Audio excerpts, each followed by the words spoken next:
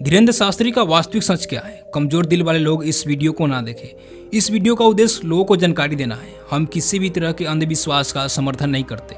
हमारा उद्देश्य किसी की भी भावनाओं को ठेस पहुंचाना नहीं है। बागेश्वर धाम और धीरेन्द्र शास्त्री का सच क्या है? क्या धीरेन्द्र शास्त्री फर्जी बाबा है? क्या बागेश्वर धाम के नाम पर धीरेन्द्र शास्त्री अंधविश्वास और आडंबर को बढ़ावा दे रहा है?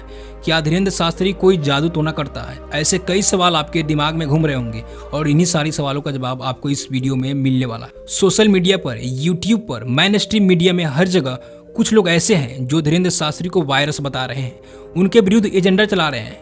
लेकिन क्या वो अपने कहे को किसी तर्क से डिफेंड करते हैं?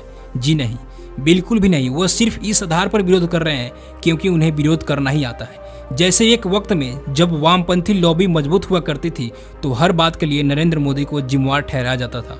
बेमौसम बारिश हुआ तो नरेंद्र मोदी जिम्मेवार, सूखा पड़ गया तो भी मोदी जिम्मेवार, और ओले पड़ गए तो भी मोदी जिम्मेवार। लेकिन आज मोदी का टॉपिक नहीं है। कुछ ऐसी स्थिति धीरेन्द्र शास्त्री के विरोधियों का भी है। वो बस बागेश्वर धाम को पसंद नहीं करते, इसलिए उनके विरोध करते हैं। हमने यह वीडियो इसलिए बनाया है कि इसके पीछे का पूरा सच क्या है। इन सभी सवालों के जवाब जानने के लिए आपको यह वीडियो पूरी देखनी होगी। बहुत सारे लोग ऐसे होते हैं जो वीडियो को आधे अधूरे देखेंगे, और आधे अधूरे ज्ञान किसी काम का नहीं होता। इसलिए आपको वीडियो को पूरा देखना है ताकि आप इसके बारे में पूरी सच्चाई जान सके। अब जानते हैं कि धीरेन्द्र शास्त्री कौन है। मध्य प्रदेश के छतरपुर जिले के गढ़ा गांव के निवासी है। इसी गांव में 4 जुलाई 1996 को पैदा हुए धीरेन्द्र कृष्ण गर्ग, जो कि बाद में धीरेन्द्र कृष्ण शास्त्री के नाम से विख्यात हुए। इनके पिता का नाम करपाल गर्ग और मां का नाम सरोज गर्ग बताया जाता है। इनके दादाजी भी एक सिद्ध संत थे जिनका नाम भगवान दास गर्ग था। इनके दादाजी निर्मोही अखाड़े से जुड़े हुए थे और बालाजी हनुमान मंदिर के पास दरबार लगाया करते थे। इन्होंने भी अपने दादा की तरह ही दिव्य दरबार लगाना शुरू कर दिया और देखते देखते इनकी दरबार की लोकप्रियता बढ़ने लगी। जब मंदिर के पास भीड़ बढ़ने लगा तो इन्होंने शहर शहर जाकर दरबार लगाना शुरू कर दिया। अब हम जानते हैं कि धीरेन्द्र शास्त्री के चमत्कार क्या है। हमने आपको बागेश्वर धाम और धीरेन्द्र शास्त्री के बारे में बता दिया। अब हमारे सामने सवाल है कि धीरेन्द्र शास्त्री क्या करते हैं। लोग कहते हैं कि वे एक चमत्कारी बाबा है, सिद्धि प्राप्त बाबा है और शक्ति प्राप्त बाबा है। लोग ऐसा क्यों कहते हैं, हम इसे आपको बताते हैं। पहला चमत्कार, धीरेन्द्र शास्त्री हजारों लोगों की भीड़ से किसी एक व्यक्ति को उनके नाम से अपने पास बुलाते हैं। उस व्यक्ति की जानकारी, उसे क्या समस्या है, कब से है, इस समस्या का हल क्या होगा, यह सब एक पेपर पर बिना उससे पूछे लिख देते हैं। जब वो अपनी समस्या बताता है तो वही निकलती है जो कि धीरेन्द्र शास्त्री अपने पेपर पर लिखी होती है। समस्या के हल के लिए उपाय भी बताते हैं। हवन करवाओ, कथा करवाओ, काला कपड़ा पहनो और इसी तरह की चीजें। क्या यह सब तार्किक है या वैज्ञानिक है? क्या यह एक पाखंड है? इस पर हम बात करेंगे। लेकिन उससे पहले जानते हैं कि धीरेन्द्र शास्त्री का दूसरा चमत्कार क्या है। कथित रूप से किसी एक व्यक्ति के अंदर कोई जिन, भूत, आत्मा कुछ घुस गया जो उस व्यक्ति को परेशान कर रहा था। बागेश्वर धाम सरकार यानी धीरेन्द्र शास्त्री उस व्यक्ति के अंदर से जिन को भगाते हैं और इस दौरान जिन या भूत जो भी है वो इस शास्त्री से बात करता है। अब हमारे सामने सवाल है कि इन सारी चमत्कारों की सच्चाई क्या है। क्या ऐसा वास्तव में हो सकता है? यहाँ पर मैं कहूँगा कि इसे सीधे सीधे खारिज कर देना सही नहीं होगा और इसे स्वीकार करना भी सही नहीं होगा। इसका समर्थन करना या फिर इन्हें स्वीकार करना इसलिए सही नहीं है क्योंकि यह अंधविश्वास को बढ़ावा देने वाली बात होगी। इससे समाज में लोगों में पाखंड को बढ़ावा मिलेगा। दूसरी तरफ इसको हम खारिज भी नहीं कर सकते क्योंकि हिंदुस्तान संतों, ऋषियों और तपस्वियों की भूमि रही है। यहाँ कई सच्चे संतों को सिद्धि प्राप्त हुई है। आइए कुछ उदाहरण देखते हैं। देवराहा बाबा के बारे में आपने अवश्य सुना होगा। जब हम देवराहा बाबा की बात कर रहे हैं तो हम यह स्पष्ट कर देना चाहते हैं कि हम इनकी तुलना नहीं कर रहे हैं, बस प्रसंगवश इनके बारे में जानकारी दे रहे हैं। लोग अभी भी कहते हैं कि देवराहा बाबा निर्जन वस्तुओं से बात करते थे। देवराहा बाबा के हाथों में प्रसाद प्रकट होती थी। ऐसा तमाम बातें जन श्रुतियों में चलती है। डॉक्टर राजेंद्र प्रसाद, मदन मोहन मालवीय जैसी कई महान विभूतियों ने देवराहा बाबा से प्रभावित थी। कहते हैं कि देवराहा बाबा कभी भी जमीन पर नहीं बल्कि जमीन से ऊपर मंच बनाकर रहा करते थे। इसी तरह की बातें और कहानियां नीम करौली बाबा को लेकर भी लोगों में प्रचलित है। लोग कहते हैं कि नीम करौली बाबा को भी शक्तियां प्राप्त थी। एप्पल की संस्थापक स्टीव जॉब्स या फेसबुक के संस्थापक मार्क जुकरबर्ग की कहानी या फिर हॉलीवुड की प्रसिद्ध अभिनेत्री जूलिया रॉबर्ट की कहानी हो, इनकी कहानी में एक बात कॉमन है कि यह तीनों नीम करौली बाबा के भक्त हैं और इन्होंने दावा किया है कि उन्हें नीम करौली बाबा से शक्तियां मिली है। हमने आपको 2 उदाहरण दिए हैं, लेकिन ऐसे और भी कई संत महात्मा हमारे देश में हुए हैं जिनको कोई भी फ्रॉड साबित नहीं कर पाया है।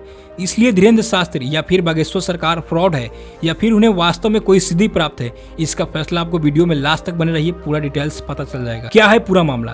धीरेन्द्र शास्त्री के नागपुर में 5 से 13 जनवरी तक राम कथा प्रवचन थे। इसी बीच उनके वीडियो को देख करके महाराष्ट्र अंधश्रद्धा निर्मूलन समिति के प्रमुख श्याम मानव राम कथा आयोजन में जाने वाले थे, लेकिन इनकी भनक लगते ही बाबा कथा छोड़कर 2 दिन पहले ही वहां से चले गए। बाद में बाबा के समर्थकों ने कहा कि शास्त्री को कैंसर अस्पताल से संबंधित एक बैठक में जाना था, इसलिए इसी बीच वे चले गए। समिति का कहना है कि बाबा को श्याम मानव को अपने धाम बुलाना चाहिए या फिर अपनी बात साबित करने के लिए कहीं और बुलाने की तारीख देनी चाहिए। इसके बारे में अलग अलग मीडिया से बातचीत करते हुए धीरेन्द्र शास्त्री ने कहा कि मैं कोई चमत्कारी व्यक्ति नहीं हूँ, न ही किसी के मन के बात को जानने की शक्ति रखता हूँ। मैं कोई बागेश्वर सरकार भी नहीं हूँ।